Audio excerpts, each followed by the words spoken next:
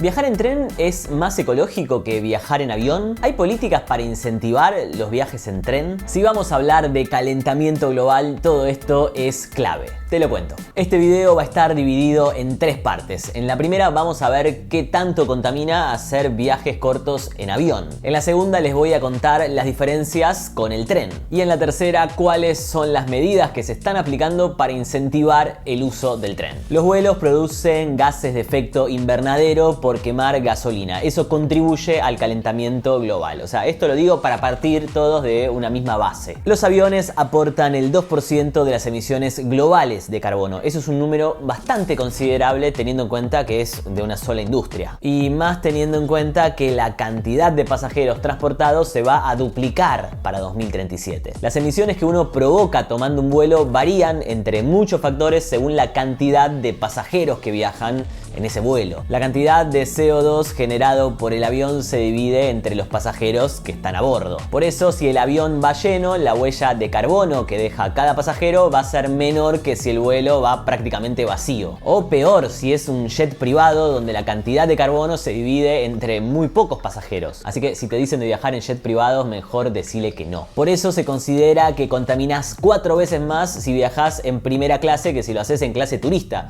porque tu asiento ocupa el espacio de más asientos. Entonces, por ejemplo, un vuelo promedio en clase turista, ida y vuelta entre Londres y Nueva York genera 0,67 toneladas de CO2 por pasajero. Este número es comparable con las emisiones que genera una persona que vive en Ghana durante todo un año, mientras vos lo hiciste en las horas que dura un vuelo, o al 11% de las emisiones anuales promedio de alguien que vive en el Reino Unido. O sea, son muchas las emisiones de CO2 que generamos al viajar en avión. Y mientras otras industrias se vuelven más verdes, la industria de la aviación tiene proyectado aumentar la cantidad de emisiones por la suba de la cantidad de pasajeros transportados. Pero entonces, ¿qué? ¿No hay que viajar más en avión? ¿No nos podemos tomar un tren de Buenos Aires hasta la Ciudad de México o a Bogotá o a Montevideo? O sea, sería hermoso, pero no se puede. Hay un factor clave en todo esto y escuchen bien porque es el siguiente. La mayor cantidad de emisiones de CO2 que genera un avión la genera durante el despegue. Es un dato que cambia todo. Entonces, si vamos a hacer despegar un avión,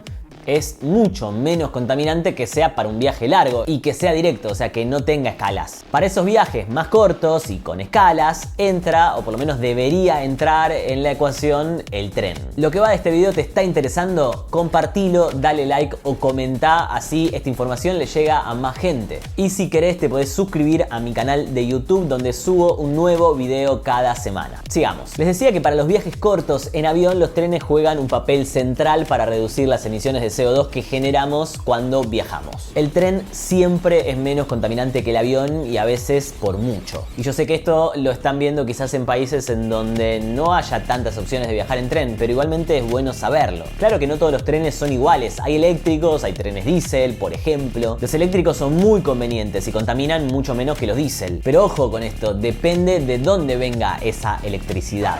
Frenemos porque esto es importante. Porque si alimentás a un tren eléctrico con electricidad generada a través de la quema de combustibles fósiles, estás contaminando igual, aunque de todas maneras menos que con el avión. Lo ideal sería entonces un tren alimentado con una matriz energética proveniente de fuentes limpias. El otro punto que hay que tener en cuenta es qué tan lleno viene el tren. Cuanto más lleno, menos contamina por pasajero, y en este punto es central que haya políticas que fomenten el uso del tren por sobre el avión en los trayectos cortos. Así ese tren va con todos los asientos completos. Así llegamos a nuestra tercera y última parte, las políticas y las obras de infraestructura que se planean para fomentar el uso del tren. Porque sí, hay gente pensando afortunadamente en esto. Para eso tenemos que saber en qué casos una persona promedio estaría dispuesta a reemplazar su viaje corto en avión por un viaje en tren, suponiendo que la ruta del tren exista, obviamente. Alguien que viaja por laburo está dispuesto a hacer un viaje de 4 horas en tren antes que tomarse un avión. Y si la persona viaja por turismo, ese número llega a 6 horas. Eso tiene que ver con que tenemos que tener en cuenta el viaje hasta el aeropuerto, que suele estar lejos,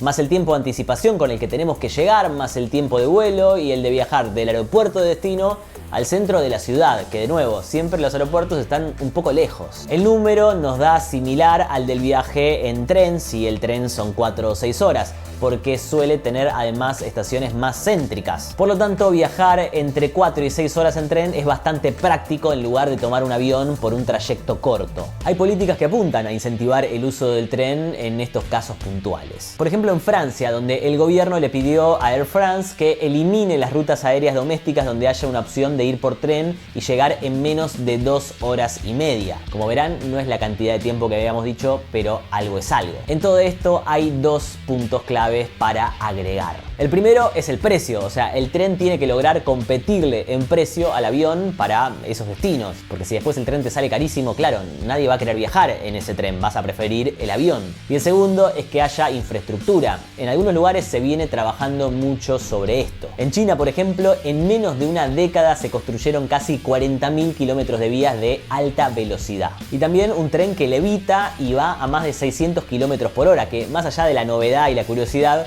vuelve mucho más atractivo al tren. Básicamente porque tardás menos que en un tren regular, le compiten mejor al avión y de manera más ecológica. ¿Preferís viajar en tren que en avión? ¿Hay trenes de larga distancia en tu país? ¿Cómo funcionan?